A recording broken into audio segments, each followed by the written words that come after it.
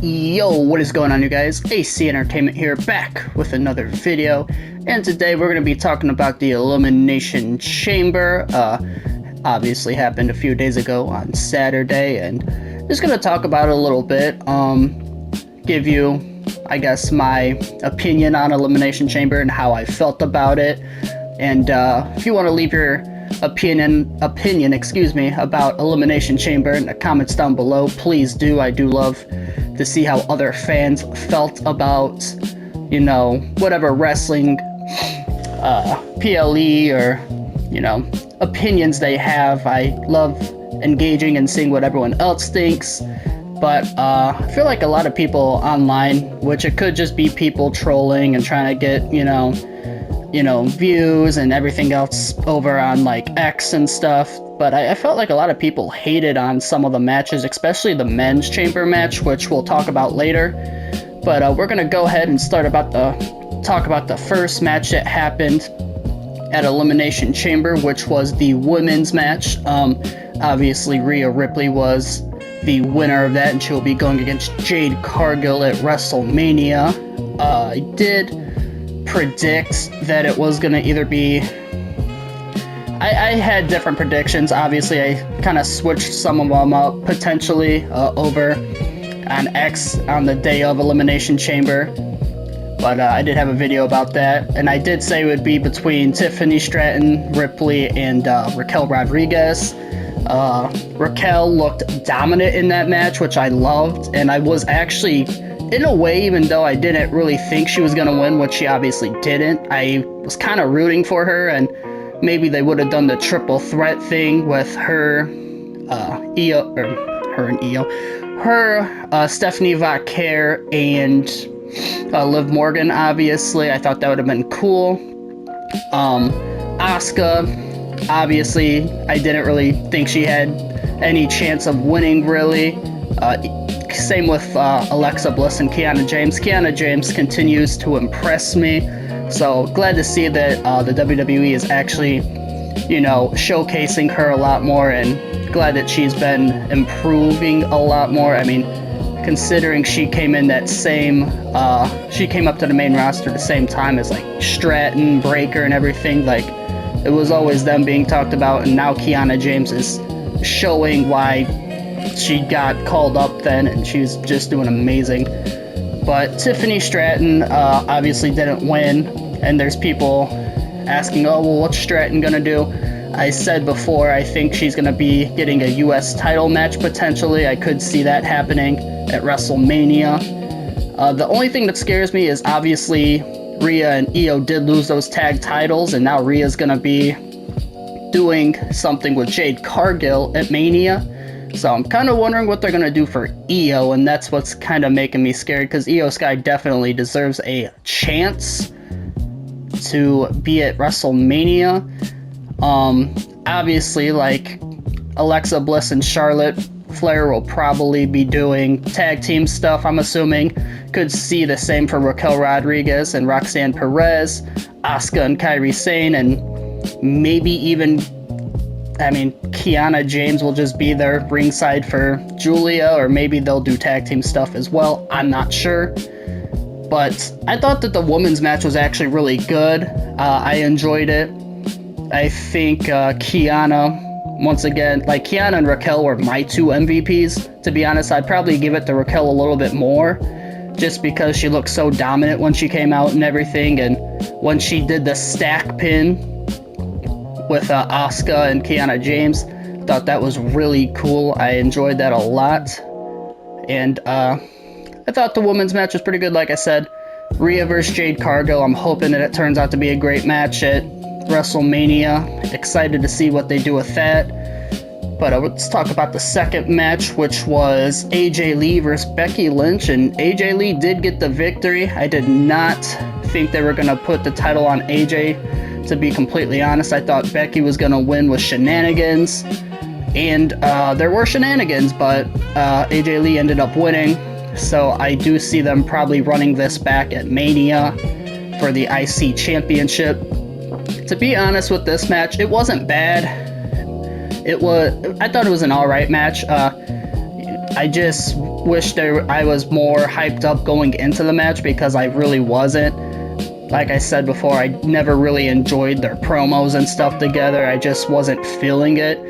But their match was pretty solid, I will admit. I did enjoy it, but don't think it was the best match at Elimination Chamber. Honestly, it was probably my least favorite, but I thought all 4 matches were solid, which is good enough. I wasn't bored by this match by any means, but they'll probably be running this back, I am assuming, at Mania, probably just the 2 of them. Maybe they try making it a multi-woman match. I don't see that, though, to be honest. I think it'll just be these 2 running it back, and probably seeing Becky Lynch win the title back at Mania, I'm assuming, but we'll have to wait and see what they do. Talk about the 3rd match of the night, CM Punk versus Finn Balor. Loved it. I loved everything about this match, to be honest. There's only one thing that I might have changed, and that would have been Dominic Mysterio, coming out and, costing Finn the title, maybe on accident or on purpose. I think that would have been perfect, and that's easily setting up the title match for Mania between Finn and Dom. I mean, great match. The intro they did for CM Punk with, like, the, old intro for, like, the Chicago Bulls and stuff, and then I loved it. I thought it was cool that they did that for him, and at the end, Finn Balor obviously shakes his hand and everything, so we're definitely going to be getting Finn Balor as a face versus Dominic Mysterio. But the one time that I feel like Dominic or the Judgment Day should have actually got involved, they didn't, so didn't really understand that. But either way, it was still a great match, and I actually really enjoyed this match. This might have been my favorite match. I mean, I thought the Elimination Chamber was good, to be completely honest. But let's go talk about the 4th match. Alright, so the 4th match, the main event of Elimination Chamber, we had Logan Paul. Obviously, at first it was Jey Uso. Jey Uso was attacked on Friday Night SmackDown. We'll talk a little bit about that as well. LA Knight, Trick Williams, Cody Rhodes, Devon Evans, and Randy Orton. Let's talk about the Jey Uso stuff a little bit. Obviously, like I said, attacked on Friday Night SmackDown before the Chamber. Not sure who did it. I could see a world where it was Jacob Fatu, possibly. Some people think Jimmy did it. I don't see them doing Jimmy Uso and Jay with Jimmy being the heel again, to be honest. If they run that back with Jimmy being the heel again and Jay is the face, I really don't want to watch that. I would much rather the roles be reversed and Jay be a heel and Jimmy be a face. That's me, though. I've seen some people say Sami Zayn, which I actually would really enjoy that, I think. But at the same time, like, I don't know. I'm not really sure who did it. I'm not sure what they're going to do with, who attacked Jay. I'm excited to see what they say about it, though. But either way, now we're going to talk about the actual Chamber match itself. Logan Paul had 3 eliminations. I'm sure that's why a lot of people didn't like this match. Logan Paul having 3 eliminations. I mean, I think that was probably supposed to be Bronson Reed getting the 3 eliminations, because like I said before, I do think that Bronson Reed was supposed to win that triple threat match. But obviously he got injured, and then it was Jay, and then Jay got injured too, or, storyline injury. But, yeah, then we got Logan Paul. So I think he just kind of filled in and took was pinning everyone, like Bronson was supposed to. Then, obviously, we get another fake masked man that came out just for the real masked man to finally make his appearance, which was revealed to be Seth freaking Rollins.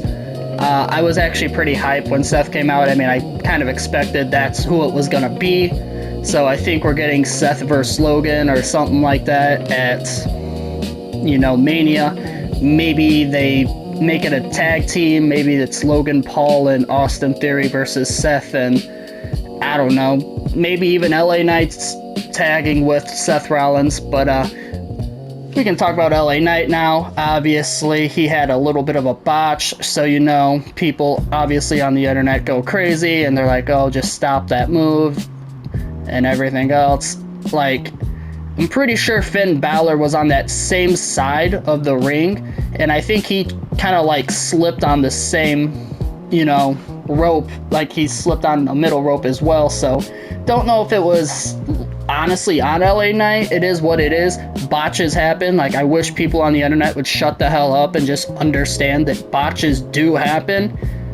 Like, it's wrestling. It's gonna happen. People make mistakes. They're human. Let it go, please.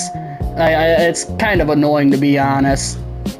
But, didn't really think LA Knight was gonna win, but there is like a little bit of hope there for me. Like, maybe they'll just give him the Jey Uso rub, but they did not.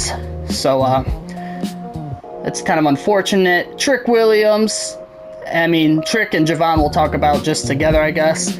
Neither of them, I don't think neither of them really had a chance, to be honest. They just kind of got put in there to showcase themselves. They're younger, and they're going to do great things one day. Loved what they were doing. Javon Evans had an awesome frog splash from the pod. Loved it. Trick Williams, he's just so damn over with the fans and the crowd.